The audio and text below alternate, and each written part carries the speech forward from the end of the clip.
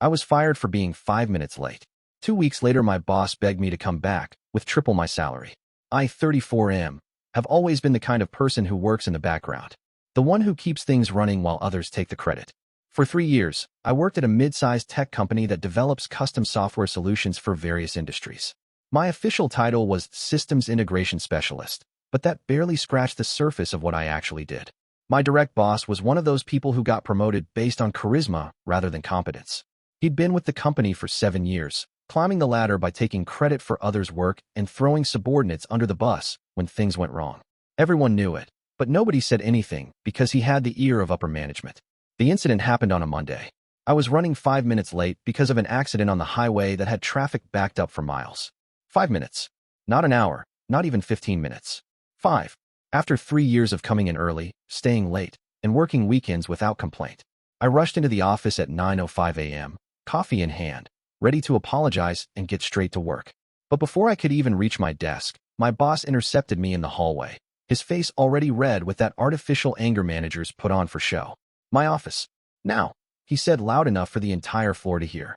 I followed him, already knowing this wasn't going to be a pleasant conversation. His office was a corner space with glass walls, perfect for making public spectacles out of private reprimands. "This is the 3rd time this month you've been late," he said as soon as the door closed. It wasn't. I'd been late once before, 2 weeks ago, when my elderly neighbor needed emergency help getting to her car for a doctor's appointment. "Actually, it's the 2nd time," I started. "Don't argue with me. I keep track of these things," he interrupted, tapping his monitor for emphasis, though I doubted he had any actual documentation open. "We've talked about your punctuality issues before, and clearly those conversations haven't made an impression." "We hadn't. Not once in 3 years. There was an accident on the highway," I explained calmly. "I couldn't control that." "You should leave earlier to account for these possibilities," he countered, as though I should predict traffic accidents. "Everyone else managed to get here on time." That wasn't true either. At least 3 other people on my team had walked in after me, but they weren't on my boss's radar the way I was. "Look," he continued, leaning forward over his desk, "this company needs reliable people. I've been watching your performance slip for months now." Another lie. Just last week, I'd stayed until 3 a.m. fixing a critical system error that would have cost the company thousands if left until morning. An error that, incidentally, stemmed from a change my boss had insisted on against my recommendation. "I think it's best we part ways," he said, with all the gravity of someone who believed he was being magnanimous. "Today will be your last day. HR will email you the separation paperwork." I sat there in stunned silence. 3 years of dedicated service, countless weekends sacrificed, endless late nights ensuring systems ran smoothly. All ended over 5 minutes. "Can I at least finish the Mitchell project?" I asked, thinking about the client whose system migration I was halfway through. "They're expecting a handover this week." "We'll handle it," he dismissed with a wave of his hand, already turning his attention back to his computer screen. "IT will revoke your access by the end of the day. Please clean out your desk and be gone by lunch." I nodded, stood up, and left his office without another word. What was there to say? I'd just been fired for being stuck in traffic. Back at my desk, I started organizing my things while sending a few critical emails. Not to sabotage anything. I'm not that kind of person, but to document the status of various projects and to make sure critical information wouldn't be lost in my sudden departure. My colleagues watched in confused silence as I packed up 3 years of my professional life into a cardboard box. A few came over to ask what happened, and their expressions when I explained spoke volumes about the company culture we'd all been tolerating. "You can't be serious," one whispered. "Over 5 minutes." I just shrugged. What else could I do? By noon, I was walking to my car, cardboard box in hand, security escort behind me, as though I might steal office supplies on my way out. The humiliation burned, but there was also a strange sense of relief washing over me. Maybe this was the push I needed to find somewhere that would value my contributions. The first week after being fired was actually pleasant. I slept in, caught up on books I'd been meaning to read, and took long walks in the park near my apartment. I updated my resume and sent out a few applications without any real urgency. My emergency fund was solid, a necessity in the volatile tech industry, so I could afford to be selective about my next move. Then the emails started coming in. The first was from a colleague, sent to my personal email. "Hey, nobody can find the documentation for the Mitchell migration. Boss is freaking out. Do you remember where you stored it?" I did, of course. The documentation was comprehensive and stored exactly where our protocol specified, but my boss had never bothered to learn the system. I politely replied with the location. The next day, 2 more emails arrived from different team members. The client portal keeps crashing and nobody knows why. Did you ever document that workaround for the inventory system bug? Again, I provided the information they needed. I wasn't going to punish the company or my former colleagues just because my boss was an incompetent jerk.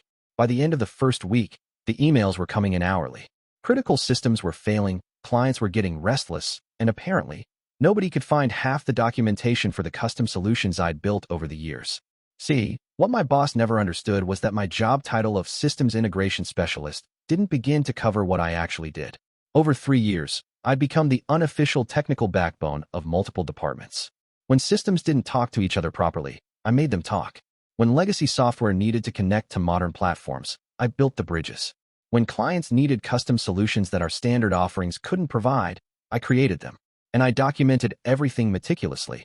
But in a company where nobody reads documentation unless forced to, that didn't help much in my absence. The second week brought phone calls in addition to emails. First from colleagues, then from team leads, and finally from the department head herself. We're having trouble with several critical systems, she admitted, her voice carefully controlled but clearly stressed.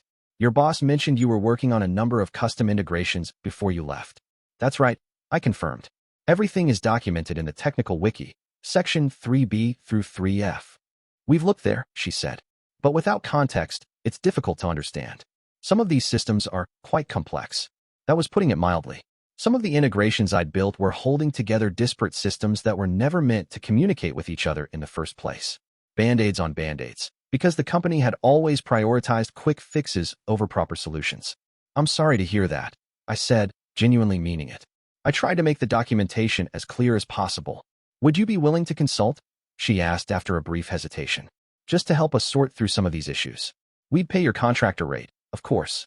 I considered it for a moment. I'll need to think about it, I replied finally. I'll get back to you tomorrow.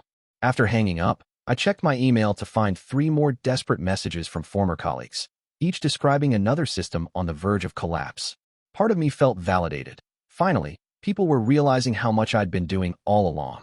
But another part felt sorry for my team, who were now drowning in problems they hadn't been trained to handle. That evening, I drafted an email to the department head outlining my consulting terms, triple my previous hourly rate, minimum 10 hours guaranteed, and a stipulation that I would work remotely only. No returning to the office where I'd been so unceremoniously dismissed. She agreed to my terms within minutes of receiving the email. My first consulting session was a 4-hour video call with 3 increasingly panicked team members.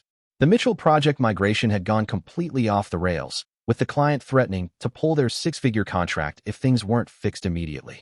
I walked them through the solutions I'd built, explaining the workarounds I'd implemented to compensate for the limitations in our standard offerings. I could see the dawning realization on their faces as they began to understand just how much custom work had been holding everything together. How did you have time to build all this? One of them asked. This is weeks of work. Nights and weekends. I replied simply. It was the only way to meet the deadlines while making sure everything actually worked. Over the next few days, I conducted similar sessions for different teams, each one revealing another layer of the invisible support structure I'd built throughout the company.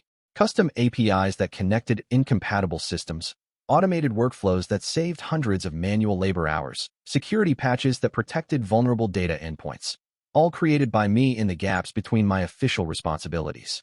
1 week into my consulting arrangement, I received an unexpected call. It was my former boss. We need to talk, he said, his voice lacking its usual confidence. We're talking now, I replied neutrally. In person, he insisted. This is too important for a phone call. I'm not coming to the office, I stated firmly. If you want to meet, it will have to be somewhere else. We agreed on a coffee shop halfway between my apartment and the company. I arrived exactly on time to find him already there, nervously tapping his fingers on the table. Thank you for coming, he said as I sat down across from him. No small talk, no pleasantries. He looked like he hadn't slept in days. What can I do for you? I asked, keeping my tone professional despite the satisfaction I felt seeing him so obviously stressed. He took a deep breath. I made a mistake. I didn't reply, just waited for him to continue. I didn't realize. I had no idea how much you were actually handling. The systems you built, the clients you were keeping happy. He ran a hand through his disheveled hair. Everything's falling apart without you. That's unfortunate, I said, still neutral. I left detailed documentation. Documentation isn't enough, he admitted. These systems need someone who understands them, who built them. They need you. I sipped my coffee, letting him squirm a bit longer before responding. I'm already consulting with the department head. The company has access to my expertise. For 10 hours a week, he countered. At 3 times your previous salary.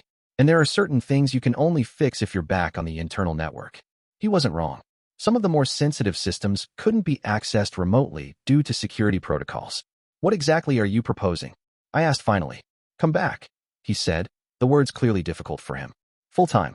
We'll increase your salary to match your consulting rate. Create a new position, Chief Systems Architect or something similar. Direct report to the CTO, not to me. I couldn't help but raise an eyebrow at that last part. So, I wouldn't be working under you anymore? No, he confirmed. You'd be technically above me in the hierarchy, actually. That explained his discomfort. He was essentially admitting that I deserved to outrank him. And what happens the next time there's an accident on the highway? I asked pointedly. He had the decency to look ashamed. That was completely out of line. I was dealing with pressure from above about department efficiency, and I took it out on you. It was unprofessional and unfair. It was probably the most honest thing he'd ever said to me. I'll need the offer in writing, I said after a moment of consideration. Including flexible working hours, the option to work remotely 2 days a week, and a detailed outline of my new responsibilities. I can make that happen, he nodded quickly, relief washing over his face. When could you start? That depends on the offer, I replied, standing up to signal the end of our conversation. Send it over, and we'll go from there. The offer came through the next day, and it was even better than discussed. Along with the title and salary increase, they'd added stock options and an apology letter from the CEO himself, who apparently had been unaware of my unceremonious dismissal until systems started failing. I took a weekend to think it over, weighing the improved compensation package against the memory of how easily they'd discarded me after 3 years of dedication. In the end, I accepted the offer with a few additional amendments to ensure my new position came with the authority to implement proper solutions rather than just more band-aids. My first day back was surreal. People stopped what they were doing to watch as I walked through the office, no longer carrying a cardboard box, but instead heading to a new corner office with my name freshly printed on the door. My former boss nodded respectfully as I passed his office, and I returned the gesture without breaking stride. The company learned an expensive lesson about recognizing the true value of their employees. And I learned that sometimes, being indispensable isn't about making yourself known. It's about quietly becoming the foundation that everything else depends on.